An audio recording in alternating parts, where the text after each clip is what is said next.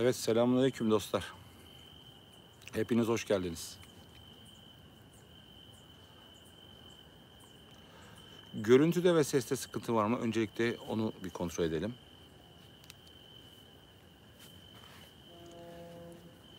Şunu şuraya koyalım. Kadir abi hoş geldin. Can abim. Teşekkür ederim. 59 RS. Hoş geldin. Hepiniz cümleten hoş geldiniz. Yeni bir cumartesi ziyaretçilerin video saati saat 10. Bu akşam maalesef size bir video yok. Ve canlı yayında sizlere eşlik etmek istedim. Banu hoş geldin. Ayhan Mansız hoş geldin. Eğil hoş geldin. Volgacım hoş geldin. Hakan hoş geldin. Sinem Karaman hoş geldin. Fevzi hoş geldin. Lemon hoş geldin. Vahit hoş geldin. Çok hızlı akıyorlar. Durduralım. Bordam abi hoş geldin. Murat Dilaver hoş geldin. Yusuf hoş geldin. Ertuğrul hoş geldin. Basko Yunon hoş geldin. Emre hoş geldin. Zehmeri, Adem Çiçek, Aykut, Ferdi, Çirkin Kral, Osman Doğan. Hepiniz cümleten hoş geldiniz dostlar. Oo, nasıl hızlı akıyor. Ümran hoş geldin. Orhan hoş geldin. Atkı hoş geldin. Karakedi hoş geldin. Emre hoş geldin. Hakan hoş geldin. Harun Çağlayan hoş geldin. Manzara hoş geldin. Kuş Sesi hoş geldin. Nedim hoş geldin. Deniz hoş geldin. Guguk Kuşu hoş geldin. Oktay hoş geldin. Adem hoş geldin. Ülker hoş geldin.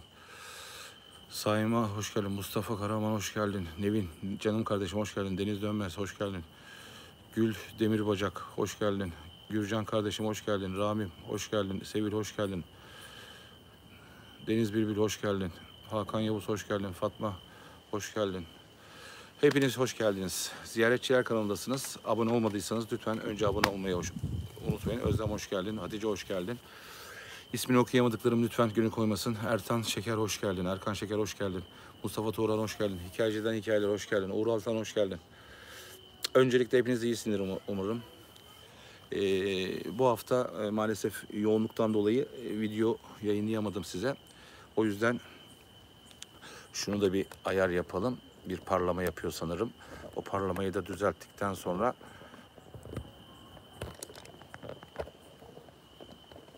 evet.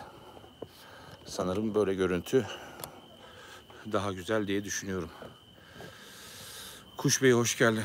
Teşekkür ederim. Kemal Yaşar hoş geldin. İsmini okuyamadığım tüm izleyicilerim tekrar hoş geldiniz. İsmini okumadıklarım gönül koymasınlar. Ziyaretçiler kanalına hoş geldiniz. Canlı yayındayız. Kanalımıza abone olmadıysanız lütfen önce abone olun. Bütçeniz doğrultusunda katıl butonundan mutlaka katılın. Destek verin ki çok daha yere gidebilirim. Biliyorsunuz hepimiz ekonomik zorluklar içerisindeyiz. Allah hepimize yardım etsin. Bu akşamki canlı yayında neleri konuşacağız? Öncelikle hepinizin merak ettiği Rum Yetimhanesi'nin hakkında. Ferdi teşekkür ederim, hoş geldin. Bu akşam en az bir 20 kişiyi katıl butonundan katılmaya bekliyorum ve Süper Chat'ten, Süper Sticker'lardan da hediyelerinizi bekliyorum. Nurgize hoş geldin. Hepimizin çok merak ettiği, geçen sefer Ata Sipahi kardeşimle Rum Yetimhanesi'nden yayın yapmıştık. Orada dosyayı kapatacağımı söylemiştim. Birçoğunuz anlayamadı. Neden diye. Fakat her geçen gün araştırdıkça farklı bilgilere ulaşıyorum. Ve birçoğunuz şuna da hemen açıklık getireyim. Birçoğunuz bana yazıyorsunuz. İşte bir YouTuber kardeşimiz, ismini de vereyim önemli değil. Hasan'a da bir kardeşimiz girdi diyorsunuz. Evet arkadaşlar, bir sene evvel Hasan'la görüşmüştüm ben. Bu İstanbul Büyükşehir Belediyesi'nin mühendisleri içeriye ölçüm yapmak için girerlerken Hasan da o onlardan bir tanesi herhalde arkadaş, o arada yararlanıp fırsattan istifade girmiş, arka tarafa çekim yapmış ama esas ana binayı zaten videosunda izlediğiniz zaman çok net çekememiş. Biraz tedirgin ve korkuyor çünkü kaçak girdi. Hepiniz işte birisi girdi diyorsunuz ya arkadaşlar. O yorumu yazanlara şunu söylemek istiyorum. Ya o girdi bu girdi. Benim için önemli değil. Ben nereye girdim? Ben neyi araştırıyorum? Şimdi Hasan kardeşimi de çok severim. O da güzel gündüz terk edilmiş yerlerin videosunu çekiyor. Herkes farklı şeyler yapabilir. Benim için önemli olan ben neleri açığa çıkartabiliyorum. Benim buradaki anlatmak istediğim bu videolarda yeri geldiğinde Erkan'la çektiğimiz, Taner'le çektiğimiz, yalnız çektiğimiz videolarda Göker, bu arada seni farklı kanallarda görüyorum, çok kızıyorum. Benim bana laf söyleyen kanallarda görüyorum. Onu da hemen söyleyeyim, senin ismini gördüm Göker. Onu da ayrı konuşacağız. Özgürlük var tabii, girebilirsin ama onlara, bana yazdığın şeylerin aynısını onlara da yazdığın zaman biraz çelişki doğuyor kafamda. Dikkatli ol. Her araştırma yaptığımda değişik değişik bilgiler oluşuyor. Biliyorsunuz biz Erkan'la, Taner'le gittiğimizde Erkan'ın Sionex kamerasıyla yeşil bir görüntü çektik. Bu videoyu izlediniz zaten. Bodrum kattaki ışığı gördük. Uğraşıyoruz, giremiyoruz hiçbir şekilde. Oradaki geçen canlı yayında bekçinin o kadar hızlı gelebilmesine hepiniz yorumlar yazmışsınız. Sağ olun, var olun. Abi o cin o kadar hızlı gelemez diye. Ben de öyle düşündüm. Yani o kadar mesafeden hızlı gelemez. Ama ben kendisiyle konuştum. Yani kendisi normal bir Ademoğlu, Cemal. Buradan seyrediyorsa da ona selam olsun. Hiçbir şekilde girmiyor. İkinci Atay'la yaptığımız canlı yayında zaten yetimhanede güvenlik sistemini çok arttırmışlar. 5-6 tane köpek vardı, 30 tane köpek vardı. Büşra hoş geldin. Yorumlarınızı şu an okumayacağım arkadaşlar. Hoş geldin Büşra. Teşekkür ederim. Ertan abim, Can abim hoş geldin. Simge hoş geldin. Her geçen gün değişik bilgilerle. Neden bu kadar taktık? Yani bu videoları izleyen birileri de, artık yetkililerden birileri de ya desinler ki kardeşim, Türkiye Cumhuriyeti'nin biliyorsunuz Büyükada Prens Adaları'nın en büyüğü ve Türkiye Cumhuriyeti'nin, Türkiye deniz sularının üzerinde. Tamam, olabilir, yıllarca mahkemelik olmuşsun. Ortodoks Kilisesi almış, kazanmış ki keza şöyle bir takım bilgiler vereceğim. Mesela burası daha önceden 2021 yılına kadar Büyükada'da Rum Erkek Yetimhanesi Vakfı'ndaymış. 2022 yılında Rum Patrikhanesi'ne geçmiş. Tabii ondan evvel biliyorsunuz 1961 yılında terk edilmiş. Sonra İnsan Hakları Mahkemesi Rum Patrikhanesi'ne vermiş. Hikayelerini zaten videolarımdan biliyorsunuz. Taner hoş geldin. Şunu sormak istiyorum. Ya bu kadar biz araştırıyoruz. O gün mesela canlı yayının sonunda biliyorsunuz memur arkadaşlar geldiler. İşte sohbet ettik. Tabii büyük ihtimalle bekçi bizi şikayet etti. Dedim yani ormanda değiliz. Burada yürüyoruz. Duvarın etrafından yürüyoruz. Onlar bile şunu söylediler. Yani ne var ki bunda dediler. Fakat anlamsız bir şekilde bekçi belki de ukalalık yapıyor, bilemiyoruz. Dışarıdan resim çekmek yasak. Şunu yapmak yasak. Ya neden yasak? Neden? Yani tamam, burası senin özel mülkün. Özel mülküyle haklı ama ya bir tane de yetkilisi çıksın desin ki ya kardeşim bir dakika. Siz buraya işte ukalalık yapıyorsunuz. Hiçbir televizyon, Ferdi hoş geldin. Televizyon kanalını sokmuyorsunuz, hiçbir şey yapmıyorsunuz. Burada ne var? Biz şimdi mesela bak yakaladık, bir tane ışık yakaladık. Bunu herkes izledi. Bir tane yeşil, farklı bir kapının boyut kapısı diye düşünüyoruz bunu. Farklı bir enerji olabilir. Onun lens kırılması olmadığını ispatladık.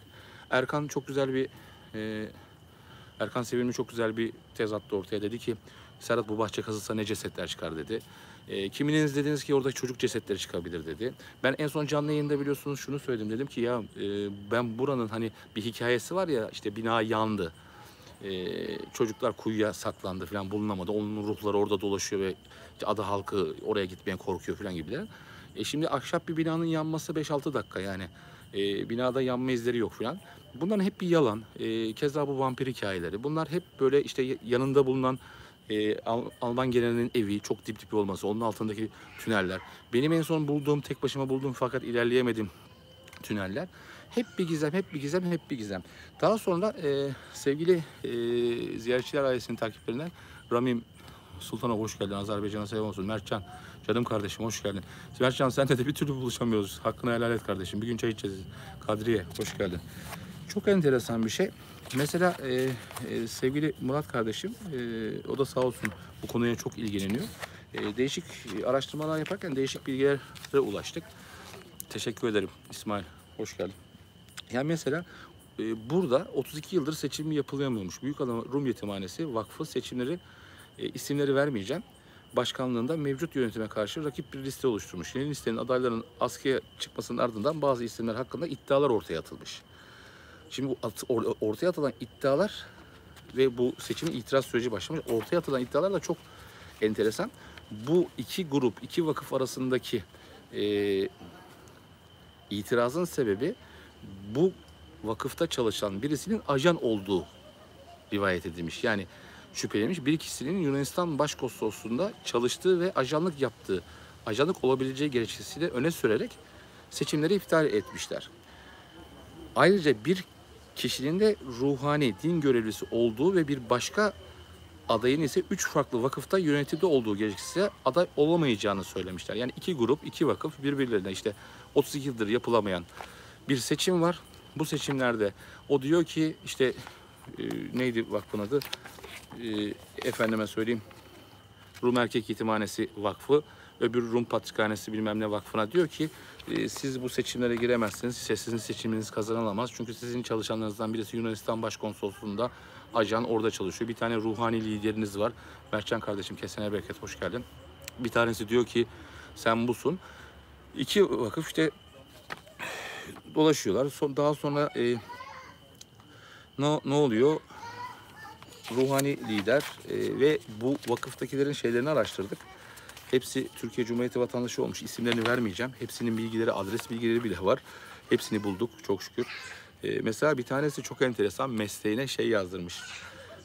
Bu vakfın başkanlarından bir tanesi. Meslek çok hoşuma gitti arkadaşlar. Sabun yıkama temizleme müstezarları ile sabun olarak kullanılan müstezarlar imalatı diye mesleğine bunu yazmış arkadaşlar. Şimdi sabun olunca aklıma hep Hitler geliyor. Neyse daha sonra işte itiraz yok. Senin vakfındaki şu kişi Yunanistan'da konsoloslukta çalışıyor, ajan. Senin vakfında işte ruhani bir lider var. O onu 32 yıl aradan sonra 2022 yılında yeni vakıf alıyor. Bu vakfın başkanı, başkan yardımcısı, isimlerini vermeyeceğim çünkü sıkıntı olabilir. Kazanıyorlar. Mesela bu çok enteresan bilgi. Yani şimdi burası Türkiye Cumhuriyeti'de bir toprak, tamam. İnsan Hakları Mahkemesi Rum Patrikhanesi'ne vermiş. Onlar vakıflarla birbirlerini yönetmişler. Birisi işte yetimhane vakfıymış, birisi insan bilmem ne vakfıymış. Birbirlerine çamur atıyorlar. Ama kimse de, bu videoları izleyen kimse de şey yapmıyor. Ya burada bu kadar rivayetler var. Burada işte bu kadar şeyler var. Hani bir tane çocuk çıktı, bir adam çıktı, bu kadar gece girdi, bu kadar işliyor. Duvarda işte bir takım vampir işaretleri, vampirler kitabından bulunan işaretler var. Bir gizem ya. Bir tanesi de girsin. Bir tane devlet yetkililerimize sesleniyorum. Lütfen şuraya bir girip şu bahçeleri bir kazalım. Belki yüzlerce ceset çıkacak. Şu altındaki tünelleri bulalım. Yorumlarda işte yazıyoruz, bir tane YouTuber Hasan da evet girdi ama o gün onu da videonun başında zaten anlattım nasıl girdiğini. Yani bana yorum yapan arkadaşlardan ricam şu girdi bu girdi demeyin. Benim branşım farklı arkadaşlar. Ben yeri geliyor paranormal dünyayı araştırıyorum. Yeri geliyor gizemleri çözmeye çalışıyorum. Herkesin yoğurt yiğidi farklıdır. Çirkin Kılar başarının devamını diliyorum. Cesaretine de çok teşekkür ederim. Hikayeden biliyordu da onlar. Yani bu konuyla ilgili, Rum Yetimhanesi ile ilgili böyle bilgilere ulaştı. Buradan da Murat kardeşime çok teşekkür ederim. Sağ olsun, o kadar güzel çalışmış ki vakıfta çalışanların tüm kütüklerini, tüm adres bilgilerini, telefonlarını hepsini çıkartmış, sağ olsun var olsun. Yalnız şey çok ilgimi çekti. Büyükada Rum Yetim başlık, yani haberlere gelen başlık, Büyükada Rum Yetimhanesi'nin vakfında seçim çıkması. Rum'dan Rum'a ajanlık suçlaması. Rum'a ajanlıkla suçluyor. Nedendir? Bu da büyük bir soru işareti. Nasıl bizim içeriye girip o ahşap binanın içinde neler döndüğüne izin vermiyorsunuz? Siz Rum'a ajanlık iddiasıyla bunları birbirinizi yiyorsunuz ve bu inşallah bir gün girmeyi de başaracağız Allah'ın izniyle. Ama eminim ki gizemler ortaya çıkacak. Erhan abi teşekkür ederim. Erhan Metingil'e çok teşekkür ederim. Kesene bereket. Şimdi öncelikle bu ilk programla ilgili, Rum Yetimhanesi ile ilgili sorularınız varsa bir 5 dakika okumaya çalışacağım. Bu akşamki canlı yayını çok uzatamayacağım arkadaşlar. 1 saat gibi yapacağım. Tülay Bağcı çok teşekkür ederim. Katıl butonuna katılan, süper teşekkürden paralar yollayan tüm herkeslere bu akşam bonkör olalım arkadaşlar. Süper stickerlardan, süper teşekkürlerden bol bol gönderin. Katıl butonundan, katıl ailesine mutlaka katılın. Bu akşam en az 20 kişi bekliyorum. Hayırlı, bereketli yayınlar. Teşekkür ederim kardeşim. Ferda kardeşim. Evet, bitmiyor. Reptilyan olabilir. Yani kendisiyle görüştüm ama evet, çok hızlı geldi. Yani son canlı yayında çok hızlı geldi. Sıddık Gedik hoş geldin. Yayına yeni katılanlara lütfen soruları tekrarlamam için tekrarını bizden izlerseniz. Şu ana kadar, şu 14 dakikalık ana kadar ne yaptık arkadaşlar? Rum Yetimhanesi'ndeki özel bilgileri verdik, gizemleri verdik.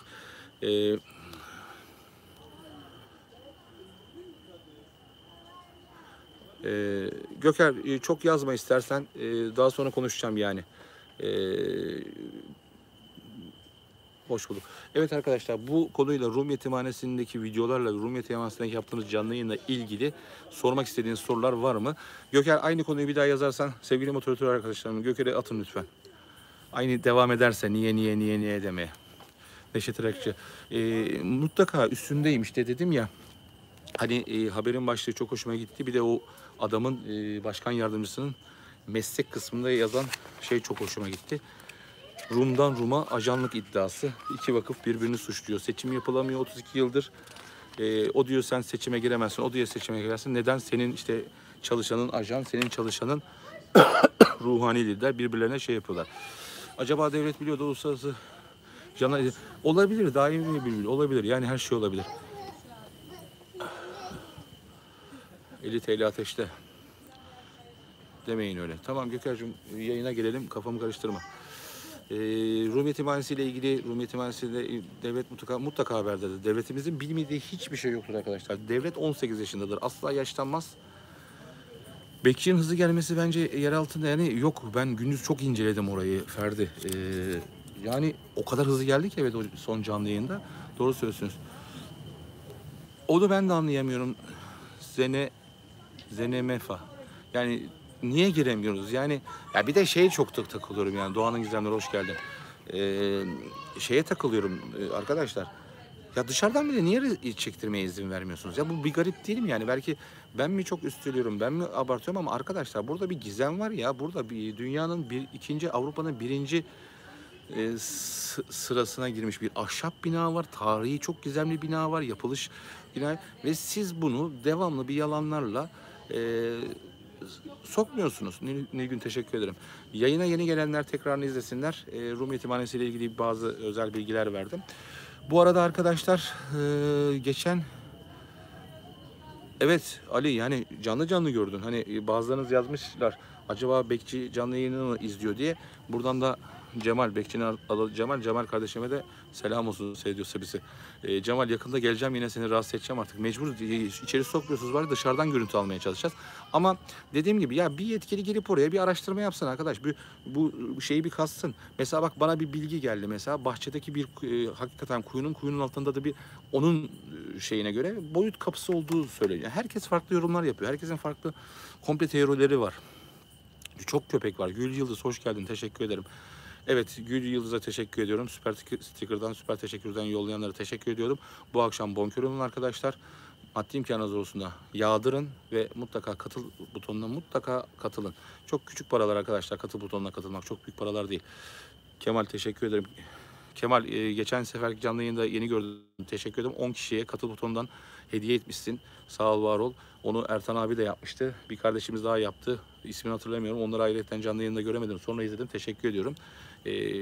Katıl butonundan sağ olsunlar girmişler. Sıradaki 10 kişiye de katıl butonuna abonelik etmişler. Ertan abicim teşekkür ederim. Ertan abi de aynı şeyi yapmıştı bir önceki canlı yayınımızda. Sağ olsun, var olsun. Belki de Bekçi de yayında şu an. Olabilir. Emre, teşekkür ederim. Kesine bereket. Marmara gerçekten kemik. Evet arkadaşlar, onu sormuşsunuz. Taner o canlı yayınca o video sanırım bir önümüzdeki hafta veya ondan sonraki hafta muazzam bir video gelecek arkadaşlar. Muazzam. Yani anlattığım kadar diyeceksiniz ki abi helal olsun diyeceksiniz. Çünkü ben diyorum ya, 2,5 senedir ne yapmaya çalışıyorum? 2,5 senedir kesinlikle olmayan, girilmeyen yerlere girmeyi ve gizemleri araştırmaya çalışıyorum. Biliyorsunuz işte Vordonis Adası ile ilgili araştırmamız hala devam ediyor. Dalacaktık fakat Marmara Denizi'nin aşılı yine akıntılı olması engelledi. Instagram ziyaretçiler 34 adresinden ve özel WhatsApp hattından çok yazıyorsunuz. Çok gizli yer var ama maalesef biliyorsunuz Türkiye ekonomi şartları çok zor. Artık bir yere gitmek hakikaten zorlaştı.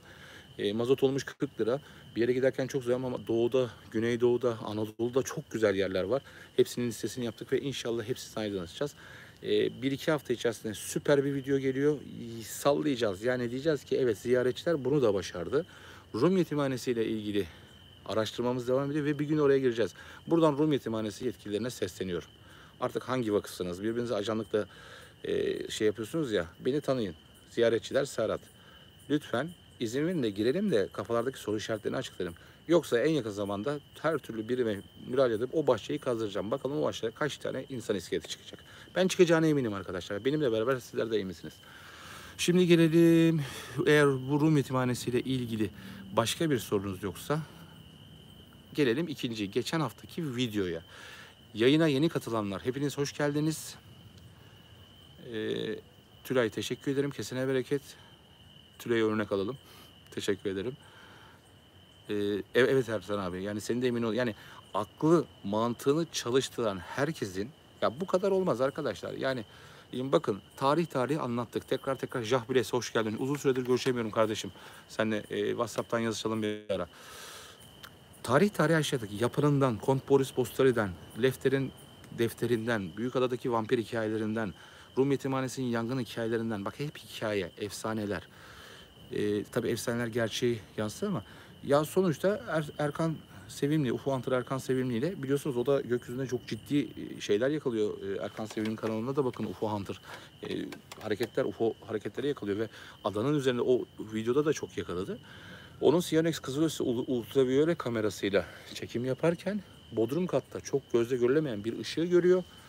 Yeşil şey görüyor. Bunlar hep işte biz gidiyoruz, bekçi hop diyor, oradan polis geliyor, şu geliyor, bu geliyor.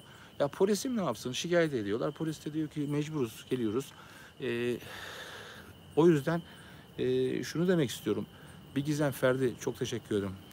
Kahve. Ben de doğru söylüyorum. Benim ağzım kurudu. Ama benim bir dakika ya. Benim içeceğim vardı arkadaşlar. Ne oldu içeceğim? Ben burada kahvem vardı benim. Euzubillahimineşşeytanirracim. Buradan birisi ama burası orman. Tövbe estağfurullah, tövbe. Jahbires, evet Ayşenur. Yeni gelenler, videonun canlı yayının tekrarı yarım saat sonra düşer. Erhan abi teşekkür ederim, kesene bereket. Canlı yayına düşer. Oradan izleyin. Rum yetimhanesi ile ilgili değişik bilgiler verdim. Birbirlerini ajanlıkla suçluyorlarmış iki vakıf. Buradan da onlara selam olsun. Hangi vakıf aldıysanız lütfen izin verin de şuraya detaylı bir çekelim. Şu bodrumlara inelim. Şu tünellere bir girelim artık. Şu gizemler aydınlansın arkadaşlar. Bu akşam sevgili eşim Volga bir tek moderatör olarak herhalde. Diğer Ata kardeşim ve Ebru kardeşim herhalde çok önemli bir şeyleriniz vardır yani. Çünkü sevgili Volga'yı yalnız bırakıyorsunuz. Işığın yanında. Ulan Zemperi, beni mi izliyorsun? Işığın yanında yok ya ama. Evet, bu akşam neredeyiz? Bu akşam biraz sonra geleceğimiz konudayız. Bu akşamki canlı yayınımız kısa sürecek. 22 dakikamız gitti. Ziyaretçiler kanalındayız. Kanalımıza abone olmadıysanız lütfen abone olun ve beğenmeyi de unutmayın. Bol bol süper sticker, teşekkür, gül gibi, gül yıldız teşekkür ederim. Süper sticker'dan, süper teşekkürlerden ve katıl ailesine katılmayı lütfen unutmayın. Ertan abi, Atay'ı görmek isterdim. Ertan abi, inşallah tanıştıracağım seni. Ata da seni konuştuk, senden bahsettik. Ertan abi de Bursa bölgesinde yaşıyor. Çok ciddi araştırmacı bir abim. Bana çok söylüyor. Bir yıldır orada ciddi mağaralar buluyor. Ve inşallah onun yanına da gideceğim. Bir türlü nasip olmadı. Ve onunla beraber çok değişik yerlere gireceğiz. Onun haricinde geldik. Eğer Oğuz Sakarya'ya selam olsun. Geldik. Nereye? Rum yetimhanesi ile ilgili bilgilerimizi verdik. Tekrar etmeyelim. Kaçıranlar videoyu baştan itibaren izlesinler. Son 2 dakika içerisinde Rum yetimhanesi ile ilgili bir şey sormak istiyor musunuz? Koray, o kadar şey düşündüm ki. Ama 30 tane şeyi nasıl yapacağız? Fatih, çok teşekkür ederim. Kesene bereket. Teşekkür ediyorum. Bu akşam ziyaretçilerin ailesi bonkör davranıyor ve daha da bonkör davranacak. Bu akşam güzel topladığımız paralar arkadaşlar çok güzel bir yere gidecek. Emin olun. Ama katıl ailesinden katılmayı lütfen unutmayın. Rum yetimhanesi ile ilgili son sorularınız var mı? Şu an sohbet ediyoruz. Çocuklar yatmıştır. Artık sigara içti, bir de hepiniz biliyorsunuz.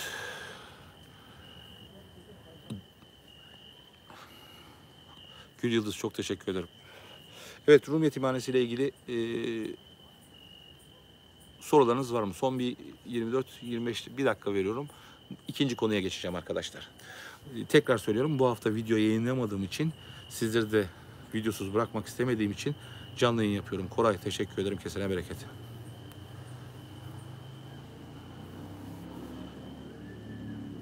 Ben Bekçi ile Hakan, Bekçi ile konuştum. Bekçinin ismi Cemal. Orada çalışıyor.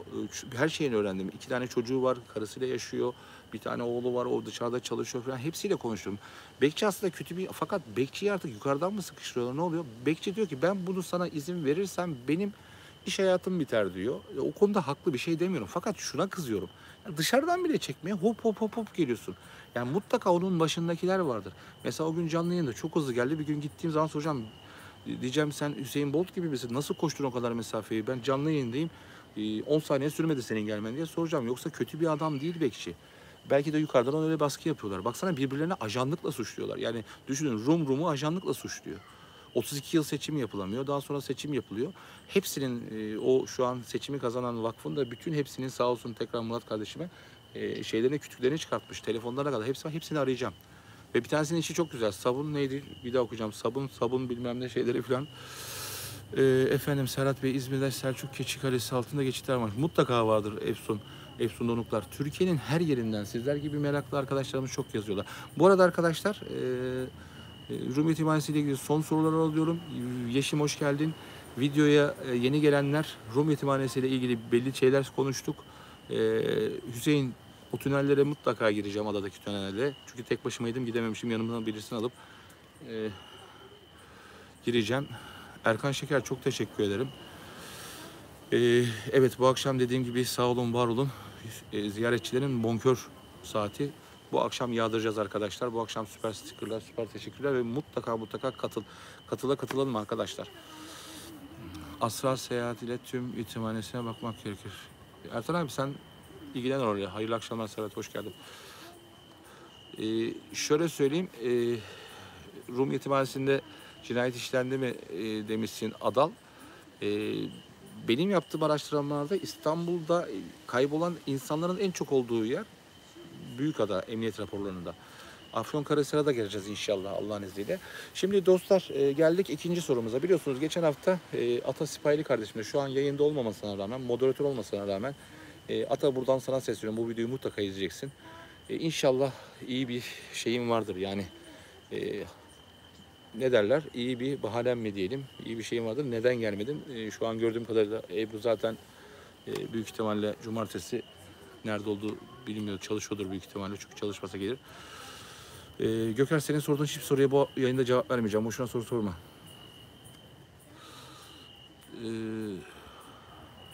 Kanada'ya selam olsun. Deviz Samsun. Kanada'ya selam olsun. Yurt dışındaki tüm yaşananlara. Antalya'da garip olaylar dönüyormuş. Eskiden dedem hep anlattı. Evet, Hüseyin Öztürk Antalya'da da çok ya. Yani diyorum ya, ziyaretçi 34 ve WhatsApp hattından, biliyorsunuz benim WhatsApp hattım, telefonum, yani şahsi telefonum YouTube'un hakkında kısmında ve Instagram'ın açıklama kısmında mevcut. Herkes arıyor. Herkesin telefonuna mümkün olduğu kadar cevap vermeye çalışıyorum. Dostlar, Rum Yetimhanesi ile ilgili şu an bilgileri verdik. Videoyu izlemeyenler tekrar izleyebilir. Göker'cim sonra konuşalım. Kürşat Berkan ile görüşeceğim Ertan abi. Görüşeceğim. Şu an tamamen dosyaları kapatmaya çalışıyorum. Rum Yetimhanesi'nin bir gizemini sonuçlandırmamız lazım. 2 hafta sonra Simge Aytaş, teşekkür ederim. 2 hafta sonra yayınlanacak bir videoyla yer yerinden sarsılacak arkadaşlar. Volgacığım, şu Göker'i geçici süre yasaklar mısın? Yazma diyorum, yazıyor. Kara kedi, evet, zaten bina çok zor duruyor ayakta. Yani işte yıllardır bir renovasyon yapılacak, şu olacak, çok zor. Ama ben zaten üstlerde bir şey istemiyorum ki. Üstleri ben dolaşmak istemiyorum. Ne yapayım üstlerde? Benim merak ettiğim o bodrum katındaki, o kazan dairesinin olduğu yerlerde böyle bir mutlaka bir kapaklardan bir tüneller vardır. Benim merakım o tüneller. O tünelleri bana göstermeyecekler biliyorum ama ben bulurum oraları. Ekrem hoş geldin, Ekrem Ulusoy. Şimdi dostlar geldik ikinci konumuza. Geçen hafta biliyorsunuz Ata Sipaylı kardeşimle o bölgede yaşayan, ismini vermek istemeyen bir kardeşimiz bizi oraya gittiklerini, orada bir eski bir manastır olduğunu, teşekkür ederim Erkan Şeker, Allah razı olsun, kesene bereket. Orada eskiden Cenevizliler veya ondan öncesinde Osmanlı içine ajan soktukları, rahipler yetiştirdikleri. Şimdi Taner'cim, bırak başka yerleri merak ediyorum. Taner, tabii başka yerleri de çekeceğiz. Doğru söylüyorsun. İnşallah ama işimiz yarım bırakmayacağız. Gittik biliyorsunuz, çektik. Şimdi buraya bizi götüren kardeşimiz çok tatlı. Buradan da selam olsun. İsmini de veremiyorum. Mutlaka izliyordur. Sosyal medya kullanmıyor ama benim için özel bir sosyal medya açıp oradan takip ediyordu beni. Gittik. Bizi belli bir yere kadar, yani arabamız olduğu yere kadar götürdü. Tarif et abi, buradan böyle çıktığınız zaman zaten kalıntıları göreceksiniz. Biz de Atay'la o akşam bulduk. Fakat orada tabii o yaklaşık bir saat falan onun yaşadığı yerde, ilçede sohbet ettik falan. Kendisi asla gelmek istemediğini söyledi. Çünkü orada bir takım şeyler yaşamış. Oradaki işte yaşayanlarla söyledi. Röportaj vermediler. E, Ve devamlı Ata şahittir buna. 3-4 defa, belki 5 defa abi siz video çekemeyeceksiniz. Abi siz video çekemeyeceksiniz. Abi video çekemeyeceksiniz. Devamlı bunu söyledi. Dedim ki sen dedim ziyaretçileri tanımıyorsun. Abi dedi tanıyorum, ben seni takip ediyorum. Ama siz bu akşam video çekemeyeceksiniz. Allah Allah. Neyse biz Atay'la gittik. İşte arabadan çıktık, yürüdük. Allah'ım yürü yürü yürü. Neyse çıktık. Videoyu seyrettiniz hepiniz. Arkadaşlar şöyle bir şey var. Dolaşıyoruz. Şimdi bende kamera, Atanın kafasında da kamera. Bir tane foto kapanı oraya koydum. Bir tane biliyorsunuz Night Shot özellikle oraya koyduk. Çekime başladık. Şimdi dolaşıyorsunuz biliyorsunuz, ben videolarımı çekerken daha önceden çok dolaşmayıp mümkün olduğu kadar o an sizle beraber görmeye çalışıyorum. Daha heyecanlı oluyor. Teşekkür ederim. Bir yandan da yorumları okuyorum. Kusura bakmayın, bir teşekkür ediyorum. Bir şeyler oldu, kafam karıştı. Sabah uyandığımda avucumun içine kına gibi şeyler çıkıyor. Geçmiş olsun Cüneyt'ciğim, bir okul kendini okut. Kına yakıyorlar. Bir oku. Oku, bol bol oku. Hep diyorum ya, dua. Her şeyin anahtarı dua. Ne dedim? Siz ne kadar dua ederseniz bu kalbinizdeki nur büyür büyür büyür. Bir cinni varlık, bir kötü varlık sizin yanınıza geldiğinde içinize girer. Oradaki nuru gördüğü zaman eyvah bu beni yakar der, çıkar. İşte o yüzden de size musallat olmaz arkadaşlar. Ya abi sen bu gibi yerlerde neden metafizik veya başka varlıkların ruhunun cinlerin ses kaydına neden keke yapabilsek yapacağız. Elimizden gelen bu. Yani kameramanlarımız, ekipmanlarımız, bütçemiz doğrultusunda bir şeyler yapmaya çalışıyoruz. Hala yetiştiriyor olabilirler. Evet. Ayberk'cim hoş geldin. Dayısının gülü hoş geldin. Ayberk şuradan bir süper teşekkür yolla bakalım dayına. Katıl butonuna katıl. Ademciğim uzun süredir yoktun. Kafam karıştı. Üyelik gelmiş, teşekkür ederim. Kesinize bereket. Demek ki şu an kaçırdığım bir şey oldu. Demek ki birisi birilerine üyelik yolladı. Volgacığım, tek moderatör sensin veya farkında olanlar. Geçen yayında kaçırdım. Geçen yayında mesela kimdi? Bir Ertan abi yapmıştı. 10 tane üyelik yollamıştı. Birilerine herhalde yine bir üyelik yollandı. Ben göremedim. Veya birileri teşekkür ediyor. Ben çözemedim. Konuyu dağıtmayayım. Yorumları okuyunca kafam dağılıyor. O zaman hemen tekrar zıt başa sarıyoruz. Şuraya yapıyoruz. Hemen Esra'nın sorusuna cevap vereceğim. Neden? Diğer kanal. Çünkü ben dürüst birisini bulamıyorum. Yalancı birileriyle bir iş yapmıyorum. Herkesin de branşı farklı. Onlar farklı şeyler çekiyorlar. Ben farklı. Ama araştırmacı, bilgi sahibi insanlarla mutlaka görüşeceğim. Şu an bir kişi de var. Onlarla da görüşeceğim. Neyse. Çıktık, videomuza başladık. Şimdi Atan'ın kamerası yayında. Benim kameram elimde. Night özellikle kamerayı oraya koyduk. Neydi? Foto kapanı oraya koyduk. Adal, sorunun cevabını videonun bir daha izlersen, tekrar konuyu bölmeyeyim lütfen. Hediye yolladı arkadaşım biri. Tamam, teşekkür ederim. Çözemedim. Evet, o hediye yollayan arkadaşa teşekkür ediyorum. Yollamayanlara da süper teşekkür ederim. Süper tıkladan yollayın bakalım ve katıla. Neyse, Hasan teşekkür ederim. Şimdi arkadaş durduk. İşte yerde sütunları gördük. İşte yürüyoruz. Ata orada, ben orada falan. Şimdi 4 tane kamera var. Ya arkadaş, biz bir ara, ben orada şey yaparken o manastırın hani kalıntıların, duvarların arasına girdim ya. Evet arkadaşlar, çok özür dilerim. Yorumlarınızı okumayacağım şu an bir şey anlatırken. Kafam karışıyor. Konuya geçiyor. Şöyle bir şey.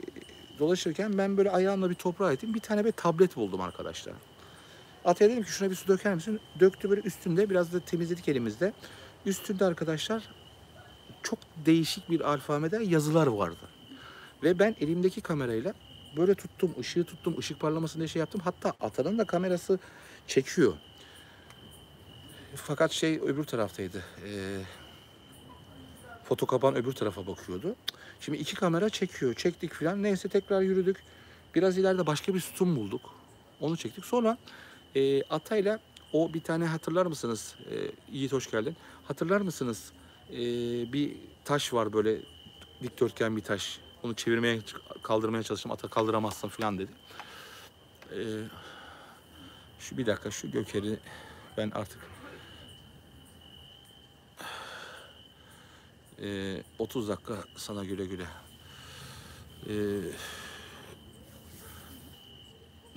Ne diyorduk şimdi bir dakika kafamda. Taşın olduğu yerde videoyu izleyenler hatırlar. Durduk. Ata dedi ki Serhat dedi bütün ışıkları şimdi Ata'nın elinde fener var. Benim elimde fener var.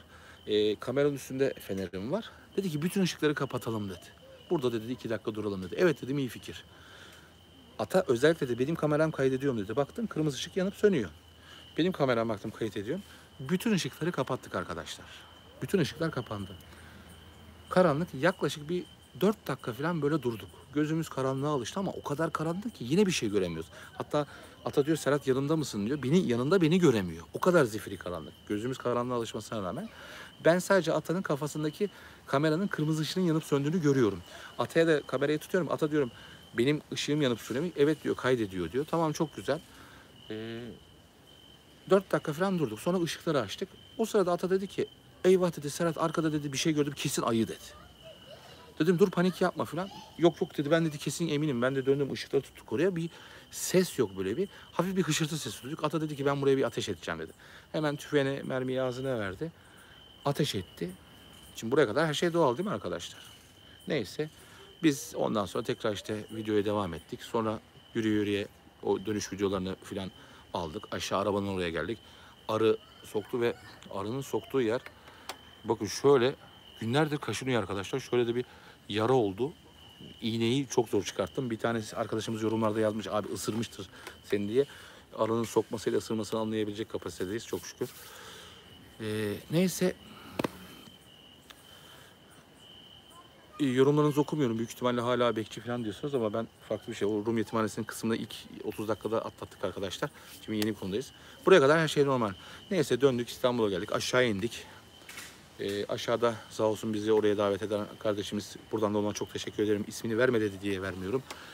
Yemeğimizi yedirdi, çayımızı içirdi. Çıktık Atay'la beraber İstanbul'a yola geldik. Evimize geldik. Atay evine gitti. Ertesi gün ben kalktım şu videoyu düzenleyeyim dedim. Şimdi tabii devamlı çekim yapıyoruz başlangıçtan sonuna kadar. Batuhan ona cevap vereceğim biraz sonra. Video editliyorum. Aman Allah'ım Atan'ın GoPro'su benim GoPro'm. Night shot özellikli kamera. Foto kapan. Abi hiçbirisinde görüntü yok. Görüntü arkadaşlar Atan'ın kafa kamerasına belli bir yere kadar var. O taşı bulduğumuz yerden ve ışıkları kapattığımız yere kadar hiçbir şekilde görüntü yok.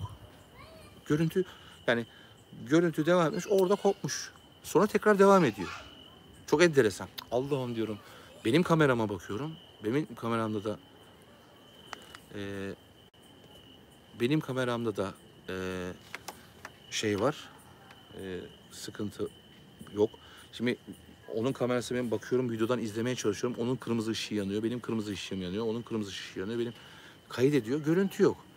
Atayı açtım dedim ki Ata biz dedim senle taşı bulduk, taşın üstünü temizledik, taşın üstteki yazıları bulduk, onu detaylı çekmedik mi? Hem benim kameramla hem senin kameran çektik. Bu görüntüler yok Ata. Ata biz seninle 4 dakika karanlıkta durduk. Sonra ışıkları açınca sen orada bir şey görüp mermiyi ağzına verdin, ateş etmedin mi? Ettin. Evet ettin. Acaba dün ben mi dedim Ata yaşamadı. Ata bu görüntüler yok dedim. Hadi benim kameramda yok. Senin kameranda yok. Hemen o kardeşimizi aradım. Dedim ki kardeşim dedim ismini söyleyemiyorum az daha kaçırıyordum.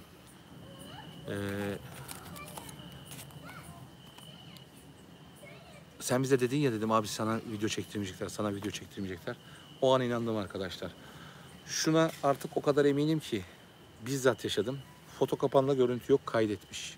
Simsiyah hiçbir görüntü yok. Night shot özellikle kamera kaydetmiş. Simsiyah hiçbir görüntü yok. Bizim yaklaşık 10-11 dakikalık net, hakikaten güzel bir taş bulduk. O taşın üstündeki temizledik, yazıları, eski yazıları bulduk. 4 dakika karanlıkta durduk. O videonun 10-11 dakikalık, 4 dakika, tabii 10-11 dakikalık video Atan'ın kamerasında da benim kameramda da silinmiş arkadaşlar. Şimdi ben gelince mutlaka içindeki SD kartları çıkartırım, muhafaza kutularına koyarım ve hatta ne kadar yorgun olursam olayım mutlaka onları bilgisayara kaydederim. Her iki yerde saklarım. Bir şey olur diye. SD kartlarını hemen silmem. Abi yok, çıldırdım.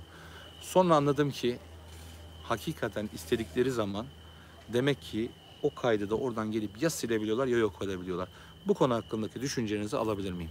Göker, daha sonra yayından sonra seninle konuşacağım kardeşim. Bana şu an Instagram'da yazıyorsun. Yazma lütfen. İzle. Şimdi Ata burada olsaydı aynı şeyleri tekrar edecekti ama Ata senin yakında moderatörlükten çıkartacağım bak. İnşallah kesin bir şeyin vardır.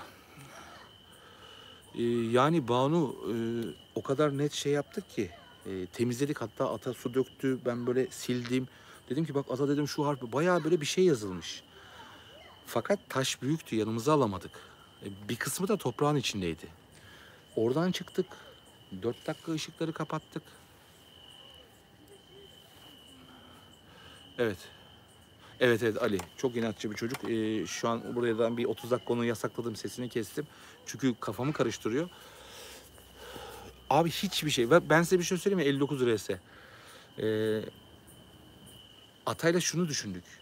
Abi ne bir resim çektik bak. Gittik oraya, hani bir ne bileyim videonun kapağına koymak için bir resim çeker değil mi insan? Ne Ata ne ben. Resim çekmedik.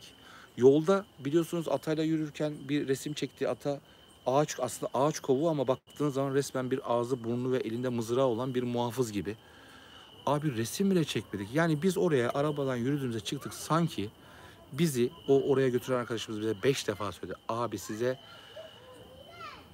video çektirmeyecekler bu akşam. Çektirmeye hakikaten videomuzun 10-11 dakikasını hakikaten can alıcı yerlerini yok etmişler. Aynı şey şeyde de oldu biliyorsunuz. Sevgili Rezzak'la beraber girdiğimiz mağarada çok güzel, enteresan bir yerde video bir şekilde kendi kendini hızlı bir şekilde almış ve hiçbir şekilde düzeltemedim. Şunu çok iyi biliyorum artık. Müdahale edebiliyorlar arkadaşlar. Şimdi abi o mağarada kim vardı geçen seni izledim de neden oraya iyice araştırmadınız? Hangi mağara ait bilmiyorum. Yani gerçek bilgi çok enteresan. Yayınımıza yeni gelenler hoş geldiniz. Videonun yaklaşık 42 dakika evvelsinde Rum Yetimhanesi ile ilgili çok değişik bilgiler verdik. Şu an geçen haftaki videomuzdaki yaşadığım e, çok enteresan şeyleri yaşadım. Hatta Ata bunun için bir canlı yayın da yapmak istedi ama maalesef yok. Süheyla hoş geldin. Videoyu tekrarını izlerseniz sevinirim. Süper Sticker'dan, süper teşekkürden ve katılanların hepiniz teşekkür ediyorum. Şimdi bu konuyla, biraz evvelki konuştuğum konuyla ilgili sormak isteyen var mı? Adem, GoPro 10. Bütün videoları onunla çekiyoruz. O niye çekmiyor? Bilmesen ne olacak? Teşekkür ederim. Aile grubuna hoş geldin. Aileden grubuna hoş geldin. Bir gün şeyi merak ediyorum. Katıl butonunda en üst seviye var. Oraya kim katılacak? Onu çok merak ediyorum. En üst seviye. Şimdi bakalım, yavaş yavaş yorumlarınızı okalım. Konunun yöneticisi değil, sorup durmayın. Evet, Rum Yetimhanesi kısmını atlattık arkadaşlar.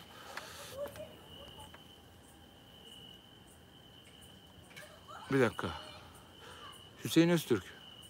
Hüseyin sen misin Hüseyin? O Hüseyin sen misin Hüseyin? Hani ismini vermiyorum. Şimdi vermiş oldum. O Hüseyin sen misin Hüseyin? Tülay hoş geldin. Bu akşam 20 kişiyi bekliyorum. Aile katıl butonundan. Hüseyin dur bakayım. Hüseyin Öztürk o Hüseyin değildir herhalde. Hüseyin o ismini vermek istemeyen sen miydin Hüseyin? Cevap versene Hüseyin. He tamam, o değilsin, tamam. Neyse. Silah sesini duymuşlar. Hangi silah sesini duymuşlar? Ha, Antalya Manavgat'ta. Evet, silah attık. Ya tabii yola çıkana kadar o bölge çok ayı varmış. Hatta yolda biliyorsunuz videoda izlediniz, ayı dışkılarını gördük. O kadar yemiş ki ayı yemişi, kırmızı dışkıları gözüktü. Değirmene inşallah yakında gideceğiz arkadaşlar. Kendim biraz hazır edeyim. Varsa var, yoksa yok. Dilek teşekkür ederim. Demin anlattığım, Atay'la gittiğim ajanların yetiştirdiği Manastır'daki Derya, Kanada'ya selam olsun. Bu akşam herhalde sanırım Kanada'dan 4 kişi varsınız. Kanada'da birbirinizi bulun. Kanada çok büyük bir yer ama çok teşekkür ederim. Kanada'dan izlediğiniz için. Sorularınız varsa yardımcı cevaplamaya çalışayım. Şimdi bakalım, hemen sorularınızı okumaya çalışacağım. Ona ben bir gün katılamam abi, merak etme. Canın sağ olsun. Sence benim mesajlarımı okumuyor. Yine sen son canlı yayın gibi. Yok, bilmesen ne olacak, okuyorum ya, demin sonra cevap verdim. Bilmesen ne olacak, olur mu? Elimden geldiği kadar okumaya çalışıyorum ama biraz da arkadaşlar öz eleştiri yapalım bakalım. Küçücük bir telefon ekranı. Bir yerdeyim, neredeyim biraz sonra söyleyeceğim.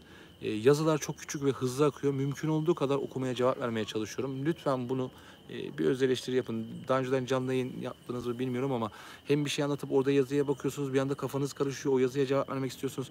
Mesela bunlar çok sıkıntılı işte. Elimizden geldiği kadar sizlerin bir üyelik aldım, sohbetten çıktı, için göremedim. Teşekkür ederim üyelik aldığın için. Almasan bile. Yani mesela bak, Batuhan kardeşim üye diye ama başımızın tacı, yani onunla alakalı yok. O sadece sizin aldığınız üyelikler, sizin gönderdiğiniz süper teşekkürler, süper stickerlar bize ufak da olsa bir destek, daha çok yere gidip daha çok, yani imece gibi düşünün. Bunu dilencilik olan nitelenenler var. Onlara da selam olsun. Hollanda'ya selam olsun. Hollanda, Kanada, Almanya. Bu akşam herkes Türk İslam. Evet. Yalnız kalınca enerjili hissediyorum. Evet. Kesinlikle hissediyorum. Selamünaleyküm abi, nasılsın? Erdemir, teşekkür ederim. Mardin'e ne zaman geleceksin? İnşallah kardeşim, en yakın zamanda geleceğim. Ozan Kılıç bir resim yollamış ama o resmi benim görmem böyle uzay büyüteci falan lazım. Demin anlattığım Bursa'ya göre tabii ki selam olsun. Hangi aletleri alalım? Kızılötesi. Hikayeciden hikayeler. Ben şimdi işte bu Sionex'in kamerasını almaya çalışıyorum. Bu ultraviyole ve kızılötesi Türkiye'de yok, Amerika'da var. İnşallah bir kardeşim yardımcı olacak. O almam için yardımcı olacak. Tabii ekipmanlarımı yavaş yavaş yenileyeceğim. Yani ışıklarımı falan yenileyeceğim. Yavaş yavaş. Ankara'ya selam olsun Semra. Abi teknoloji onların sayesinde neden düşünüyor musun? Abi kesinlikle düşünüyorum Taner. Yani teknoloji onların sayesinde, hatta şu an biliyorsunuz hani Simpsonlarda da vermişti. UFO olaylarına girecekler. Onur Ayhan, yalnız gitmek, yani yalnız gideceğim yerlere gidiyorum Onurcuğum. Bakın burada şapkam var. Biraz da şapkamı takayım, konuşayım. Evet, 47. dakikaya geldik arkadaşlar. Bu arada geceleri İstanbul'da dolaşıyorum.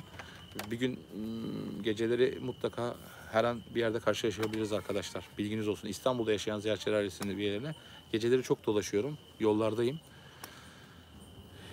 İsveç'e selam olsun. Durmuş Avcı, İsveç'e selam olsun. Kanada, İsveç, Hollanda, Almanya, yanımızda olanlara hepinize selam olsun. Türkiye'ye geldiğinizde mutlaka buluşalım, bir çay içelim. Kanada'ya gel, testlerimize gidelim. Derya, inşallah Kanada'ya geleceğiz de biz buradan Mardin'e gidemiyoruz. Ben Mardin'e gittim, çekim yaptım. Ya çok enteresan arkadaşlar. Mardin'e gittim, çekim yaptım. 2 gün otelde kaldım. 2500 liraydı bana maliyeti. Şu an Mardin'e benim arabayla gitmem şu an sadece 7-8 bin lira mazot parası. Çok pahalılaştı her şey. Allah yardımcımız olsun. Hepimize çok zor günler geçiyoruz ama birlikte bunu geçeceğiz. Norveç'e selam olsun. Bu akşam Kanada, Norveç, Hollanda, Belçika, İngiltere, Almanya okuyamıyorum. Haktan Bey söylemişti. Evet, Haktan Bey'i de söylemişti. Çok doğru söylüyorsunuz. Şimdi geldik nereye? Ben kedi beni şeklinde gördüm. Doğrudur Hakan, mutlaka. Demin anlattığım konuyla ilgili, videoyla ilgili sorunuz var mı? Fransa, Ömer, Fransa'ya selam olsun. Bu akşam International çok yerdeyiz. Hepinize selam olsun. Türkiye'ye geldiğiniz zaman inşallah görüşmek ve çay içmek nasip olur dostlar. Sizler orada çok zor yaşıyorsunuz. Gurbettesiniz. Sizin işiniz daha zor. Biz en azından Euzubillahimineşşeytanirracim. Bismillahirrahmanirrahim. Nasıl bir sesti ya? Oo. Euzubillahimineşşeytanirracim. Bismillahirrahmanirrahim. Ödüm patladı ha. Ben kolay kolay korkmam ama duydum sesi. Siz de duydunuz mu bilmiyorum ama. Neyse. Şimdi geldik. Derya çok güzel. O dili ben de öğrenmek istiyorum. Öğreniyorum. Dediğim gibi geceleri İstanbul'dayım, dolaşıyorum. Her an İstanbul'daki ziyaretçiler ailesiyle karşılaşabiliriz. Bu ülkede araştırmacı olmak çok zor Aynur, çok zor. Evet, elimizden geldiği kadar yapıyoruz. Ya Cüneyt, tablette ne yazıyordu? İşte onu biz de bilemedik. O kadar net çektik ki Sinem, çok teşekkür ederim. O kadar çok çektik ki detaylı. Bir de ben mesela ışık yandı parlamasın diye ışığı şey yaptım, böyle iyice temizledik. Çok güzel şeylerdi. Fırsat bulursam bir gün mutlaka oraya gündüz gideceğim ve o tabletteyim. Resimlerini, ya onu anlamıyorum arkadaşlar. Resim bile çekmedik ya. Ya Ata'ya diyorum ki, Ata biz niye resim çekmedik? Videonun kapağına kullanacağımız bir resim çekseydik. Hani yan yana geldik. Gece ışığımız var. Çek orada, manastırın orada. Yok, çekmedik. Bir şekilde bizi tuttular arkadaşlar. Sanki bizi orada bir 11 dakika aldılar. Ya diyorum ya bak, dakika tuttuk. 3 saat 3 dakika 58 saniye ışıkları kapattık. Kapkaranlık bir ortam. Ata verdi bu fikri. Serhat ışıkları kapatalım dedi. Verdi. Şimdi ışıkları kapattık ya. Abi o görüntüler yok. O tabletin görüntüleri yok. Başka görüntüler de var. Onlar da yok. 11 dakika silinmiş. Tülay Bağcı, çok çok teşekkür ederim. Sağ ol, var ol. Şimdi dostlar, bu konuyla geldik. Şimdi ben reklam olmasın şundan bir yudum alayım. İsmini okuyamayayım, yorumunu okuyamayayım. Tıklayın lütfen.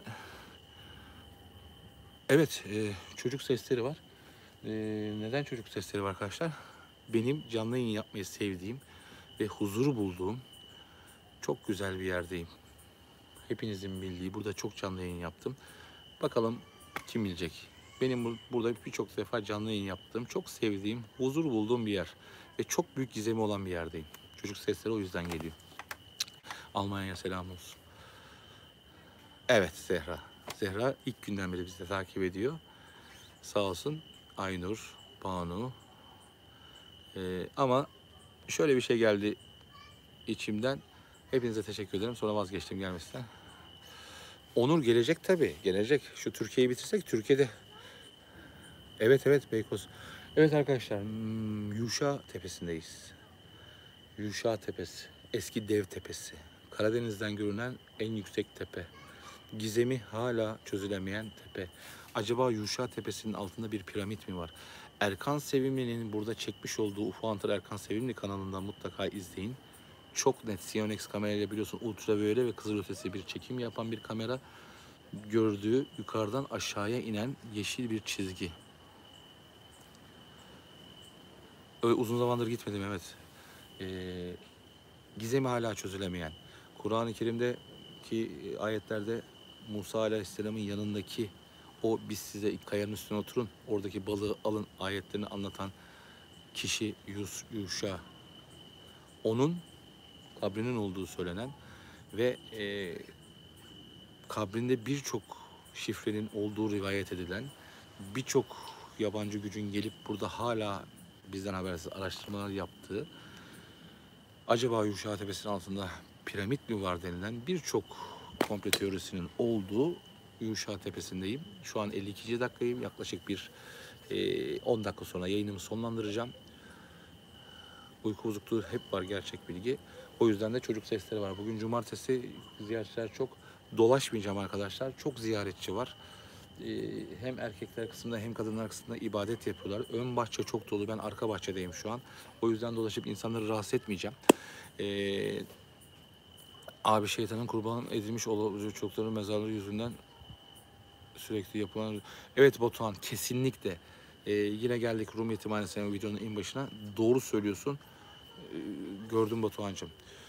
Beykoz'da terk edici bir köşe olduğunu söyleniyor. Beykoz'da çok, evet, bir iki tane girmiştik. Bilenleriniz varsa. Gerçi arkadaşlar sağ olun, var olun. Ziyaretçiler 34 Instagram adresinden ve WhatsApp telefon numaramdan, yani aslında benim şahsi numaram YouTube hakkında kısmında ve Instagram açıklama kısmında var. Oradan çok ulaşıyorlar. Bir liste yaptım arkadaşlar. Bak, şapkamı da şuraya koyup bir liste yaptım arkadaşlar. Yaklaşık herhalde bir 67-68 tane, o kadar çok yer var da içlerinden eledim, araştırma yapıyorum. Sağ olsun ziyaretçi ailesinin üyeleri o kadar şey ki, mesela bak Murat kardeşim o kadar güzel bilgiler göndermiş ki vakıfta çalışanların bütün numaralarına, adları, soyadları, annetleri, baba öyle bir çalışma yapmış ki, oturdukları meslekleri falan. İşte ben dedim ya, Rum'u ajanlıkla suçluyor ve 32 yıldır seçim yapılamıyor. Bak, bu bile Rum Yetimhanesi'nde, bu bile bir çelişki. Bu bile çelişki. Teşekkür ederim Hülya, sağ ol, var ol. Çok teşekkür ederim. Mümkün olduğu kadar sizlere saçma sapan videolar çekmek istemiyorum. Bu hafta video çekemememin sebebi kendi özel sorunlarım yüzünden gidemedim bir yere. Bir de mecburen arkadaşlar çok zor zamanda yaşıyoruz. Normalde biliyorsunuz ben kamera, güvenlik, alarm işleri yapıyorum. Kamera ve alarm işi yapıyorum. Mecburen bazen ek işler de yapmak zorundayız. Çünkü ekonomi şu an çok zorda. Bir de bu arada video çekmek zorundayız. Videoyu çekmek için bütün sponsor kendimim. Yol paramdan yemek parama kadar her şeyi kendim atlatıyorum. Doğal olarak da geceleri ek iş yapıyorum. Zaten birçoğunuz şey yaparsanız İstanbul'da çok dolaşıyorum. Sabahlara kadar mutlaka bir gün bir yerde denk gelebiliriz. Yayınımızın 55. dakikasındayız. Yuşa Tepesi'ndeyiz. Batuhan, evet, teşekkür ederim. Yuşa Tepesi'ndeyiz. Ziyaretçiler kanalındayız. Abone olmadıysanız lütfen abone olun. Katıl ailesine de katılın. Bu akşam bir 20 kişi bekliyordum ama kaç kişi olduğu sayamadım. Katılın. Çok Hüseyin, çok gördüm. Aynur, elimden geldiği kadar böyle meraklı, işte sizlerin sayesinde, sizler nasıl Süper Sticker'dan, Süper Teşekkür'den yolluyorsunuz, katılan bunlarla sponsor, yani bir arayış içine girmedim ama keşke bir sponsor olsa, birisi meraklı birisi dese ki tamam ben sana sponsor oluyorum, hadi gel şuraya gidelim. Gidelim çekelim. Yani benim derdim aslında paranormal dünya, tabii ki varlar. Şu an bile bak, demin mesela çok korkuttular beni. Gökhan kardeşim cansın, sağ ol. Bu videoyu mesela şu an canlı yayın bittikten sonra bir daha izlerseniz, orada da ufak tefek hediyeler gönderirseniz çok daha iyi olur. Ne kadar çok izlenirsek, ne kadar ziyaretçi dairesi büyürse o kadar daha çok yerlere ulaşırız. Amacımız neydi arkadaşlar? Unutmayalım. 2,5 senemiz doldu. Aralığın 26'sında 3. senemize gireceğiz. İlk gün varsa var yoksa yok diye yola çıktık. Kimseyi kandırmayacağız diye yola çıktık. Doğrudan, sadece gerçeklerden başka hiçbir şey çekmeyeceğiz dedik. Paranormal dünyayı araştırdık. Ziyaretçilere kalan ilk yıllarında birkaç tane kanalı ifşa ettik. Sizi nasıl kandırdıklarını. Ben bu sesi hala duyuyorum. Burada bir şey konuşuyor ama. Selamun aleyküm. Bir sıkıntı var. Orada çocuklar konuşuyor eyvallah ama burada bir şey fısıldıyor. Sıkıntı var. Salih Demir, hoş geldin. Kimsenin gitmeye cesaret edemediği yerlere gittik. Eşimin bile ya sen deli misin bu haline derken, tabii sağ olsun, hani bu kilonla, bu yaş 50. Teşekkür ederim Şener. Giremeyecek yerlere girmeye çalıştım. Device Kanada'ya selam olsun. Device, seni de bekliyorum katıl ailesine. Kanada'dan katıl. Tabii az çok demeyelim Gökhan doğrusu ya. Böyle de dediğiniz zaman arkadaşlar dilenci diyorlar. Dilencilikte alakası yok arkadaşlar. Hepimiz Türkiye'de yaşıyoruz, dünyada yaşıyoruz. Dünyada şu an büyük bir kriz var. Hepimizin 1 liraya bile ihtiyacı var. Allah hepimize yardım etsin. Bakın ben bir evlat büyütüyorum, aileme bakıyorum. Sizlere doğru videolar çekmeye çalışıyorum. Ve geceleri de ek iş yapıyorum. Şimdi mesela bu yayın bittikten sonra arkadaşlar bineceğim. Sabahlara kadar İstanbul'u dolaşacağım. Belki bir yerde denk geliriz. Çalışmak ayıp değil. Ama bu arada da video çekmiş olmak için çekmiyorum. Araştırma yapıyorum. 67'den çok güzel yerler var. Sağ olsun var olsun ziyaretçiler ailesinin asil ve akıllı üyeleri. Bu arada Kadir abi orada mısın? Yani birçoğunuzu belki de ben görmüyorum. Dinlemiyorsunuz herhalde. Kadir abim de çok mesela asil, çok iyi birisi. Çok bilgili bir insandır. Hatta bir Instagram canlı yayında vardı. Yavaş yavaş ben yayını sonlandırmak istiyorum müsaadenizle. Fazla vakit harcamayayım çünkü gidip biraz para kazanmak lazım. Bu hafta size Bulgaristan'a selam olsun. Videoyu lütfen canlı yayın bittikten sonra tekrar izlerseniz, tekrar yorumlara yaparsanız çok sevinirim. Şimdi son sorularınız varsa onları alalım. Hüseyin, çok teşekkür ederim. Kemal Yaşar, tekrar teşekkür ederim. Geçen sefer katıldan sendin galiba. 10 kişiye hediyelik göndermişsin. Teşekkür ederim. Muharrem, teşekkür ederim. Boyut Kapısı. Boyut Kapısı ile ilgili bir program canlı yayın yapacağız inşallah. Vallahi direksiyon bizi nereye yollarsa kardeşim. Teşekkür ederim Hayri. Son sorularınız varsa Mardin'e mutlaka geleceğim. Sponsor bulursanız haber verin. Ömer, teşekkür ederim. Ömer Bakan. Ömer, sen neredeydin? Kanada'da mıydın? Almanya'da mıydın? Unuttum. Gökhan kardeşim, Gökhan senle de bir türlü buluşamadık. Sen de İzmit'tesin bir türlü. Çok Gökhan'la mesela ilk günden beri ziyaretçiler kanalını asla bırakmadı, sağ olsun. Erkan, çok teşekkür ederim, sağ olasın. Son sorularınız varsa Banu. Çok teşekkür ederim. Sağ ol, var ol. Bak, akıllı insan çözüyor. Vasco Yunan, hoş geldin. Uzun süre sonra. Göker'i ben 30 dakika falan yasakladım ama geldi bir. Ya Göker bir çocuk. Biraz ben ona daha sonra anlatırım. O anlattığında anlar beni. Nasıl şu an yayını izliyor. Amasya'ya mutlaka geleceğim. Etrafınızda böyle araştırmayı seven, gizemi çözmeyi isteyen cesur, ama bakın cesur, korkak olmayacak. E,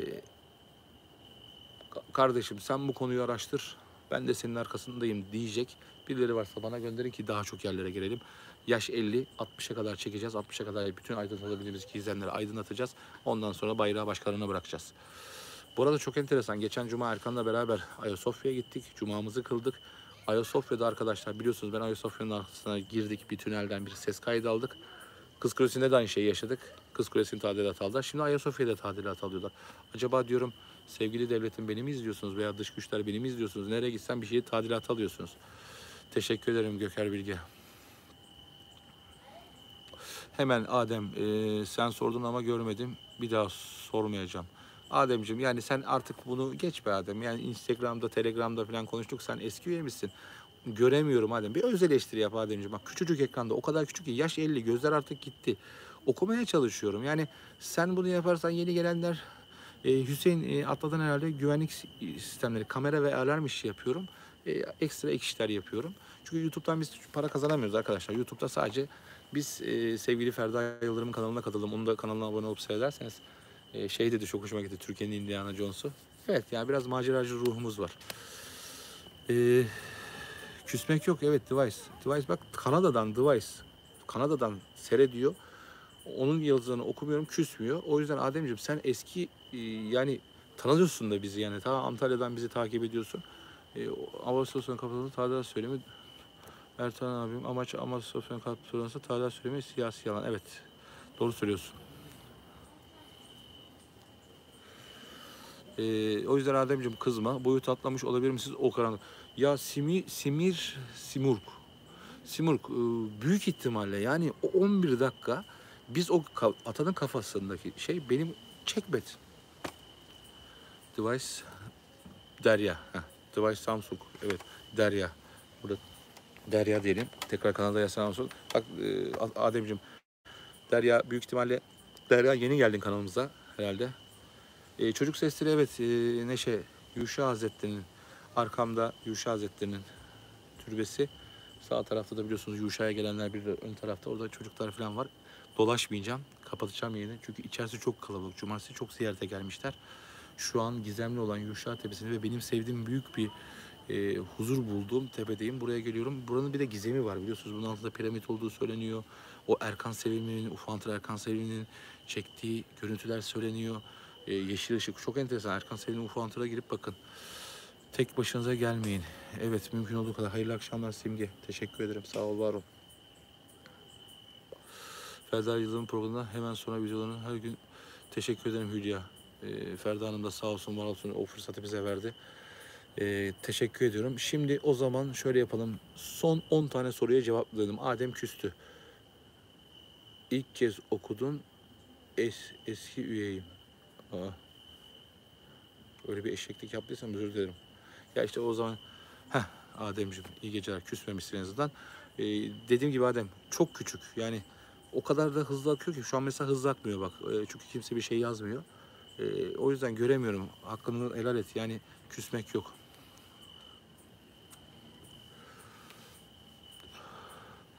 Yani bana niye cevap vermiyorsun diyenler anlayışlı olsunlar. Teşekkür ederim Tülin Keskin. Evet arkadaşlar bir cumartesi akşamı saat 10'da başladığımız ziyaretçiler kanalında aslında her cumartesi ziyaretçilerin video saati olan 10'da bu hafta video yayınlayamadım. Haklarınızı helal edin. Siz de Rum Yetimhanesi'nin hakkında çok önemli bilgilere eriştim. O dosyayı da takip edeceğim ve bir gün oraya gireceğim ve orada mutlaka ben inanıyorum bu toprak kazıda ceset çıkacak. Bir şey var orada onu çözeceğiz. Atayla beraber gittiğimiz, video çektiğimiz yerde Göker'cim daha sonra seni arayacağım. Özelden konuşacağız. Sıkma canını. Her şey düzelir. 11 dakikalık video kaydının silinmesi ve şu an Yuşa Tepesi'ndeki canlı yayınımda hepinize çok teşekkür ediyorum. Beni yalnız bırakmadınız. Yorumlarını okuyamadıklarım gönül koymayın. Küçük ekran, telefon küçük. Elimizden geldiği kadar bütçelerimizi düzeltip daha iyi yerler, daha iyi videolar çekeceğiz. Sizlere daha iyi. Videoları beğenmeyi unutmayın. Kanalımıza yeni geldiyseniz abone. Eleştirileriniz varsa, videoları seyrettikten sonra eleştirileriniz varsa saygı çerçevesinde mutlaka söyleyin. Abi şunu yap, şunu yapma, şunu yapma. Sevgili eşim Volga'ya buradan teşekkür ediyorum. Tek başına moderatörlük yapmaya çalıştı. Ferdi teşekkür ederim. Erdem teşekkür ederim. Hepiniz Allah'a emanet olun. Kendinize çok iyi bakın. Yakında çok güzel bir video gelecek arkadaşlar. Yine sallayacağız. Allah'a emanet olun. Kendinize iyi bakın. Selamünaleyküm.